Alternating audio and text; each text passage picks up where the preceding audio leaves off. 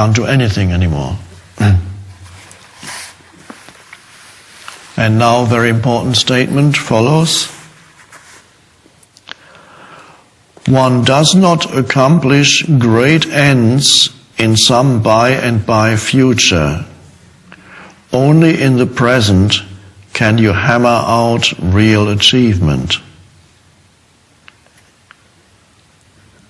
The worried mind tends to veer from the only real goal, realizing the Atma, uniting with divinity, the true self within.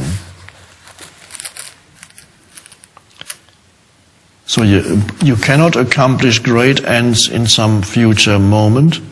Only in the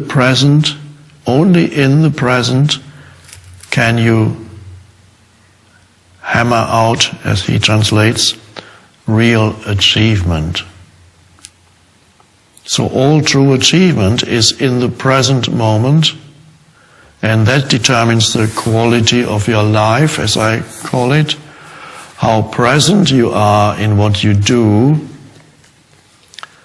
immediately brings quality into what you do. It's hard to define what I mean by quality if you cannot feel it. Do something totally as a means to an end, or observe somebody performing some action only concerned about the outcome, and you can see what I mean by low quality action. You'll be I need to get there, do this, not paying attention to anything, because you have some thought of future outcome. And you get upset at the slightest obstacle that comes into you. Of course, obstacles arise all the time, of course, in one's life. I want to get there, but then something stops me. And immediately when an obstacle comes in, somebody even questions something, that you get either angry or fearful. Oh, this shouldn't be happening. Whereas if you're aligned with the doing, then when an obstacle comes, immediately it's accepted, and you look, you give it attention, and then you immediately adjust to the newly arisen situation and take action. You don't complain, about somebody or some situation that has arisen. There's no huffing and puffing, as I sometimes call it. Because many humans go through life huffing and puffing about this, complaining about this shouldn't be, that. All that drops away because they're huffing, puffing, because they have some idea of what they want in some future moment. It's never going to come anyway.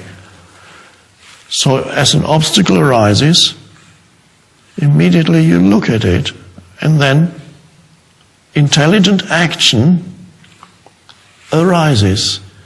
Because you're aligned with the present moment, you become much more intelligent. Not knowledgeable necessarily, but intelligent. Because you connect with a deeper level within yourself, and then what you say and do is more intelligent when you're aligned with what is, instead of trying to get it out of the way. That's the only way where you can truly become intelligent. That's why there's a book by Krishnamurti called The Awakening of Intelligence, because that's what it is. True intelligence is not really awakened at universities. There you acquire knowledge, or you develop your ability to analyze, but it's not yet true intelligence.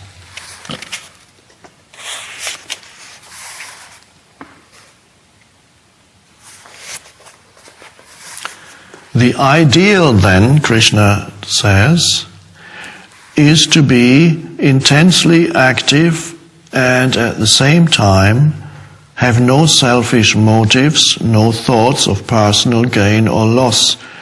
Duty uncontaminated by desire leads to inner peacefulness and increased effectiveness.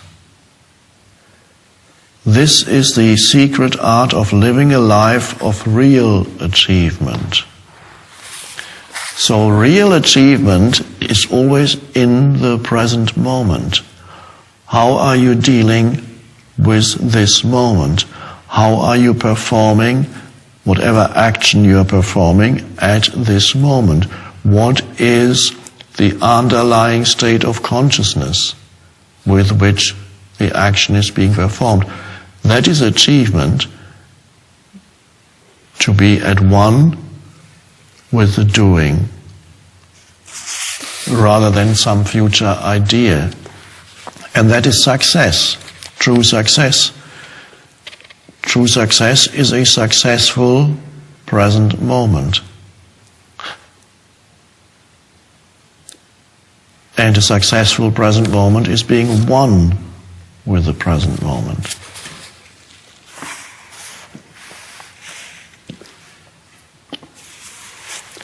And Krishna goes on to say, work performed with anxiety about results is far inferior to work done in a state of calmness. So it's something similar to what I just said about quality, when he says it's far inferior. Work performed with anxiety is far inferior to work done in a state of calmness. There's an incredible difference between something done in a state of oneness with what is and something done with some projected goal that I need to get to.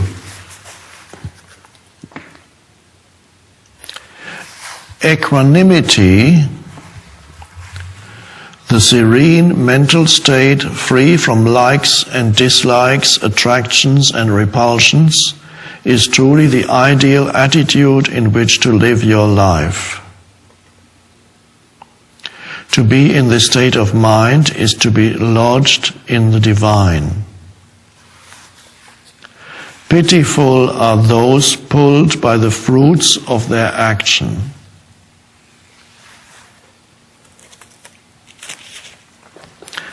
And Krishna goes on to say that the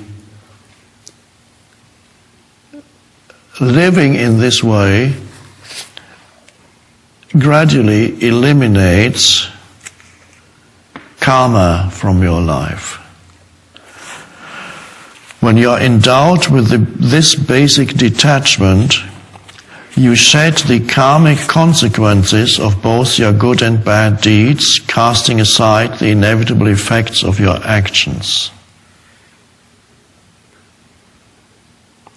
Never lose sight of the overriding goal, which is to free yourself from bondage during this lifetime, to shed attachment to worldly things, detach from ego, and truly release yourself from the wheel of birth and death. When you do this, you actually become one with God.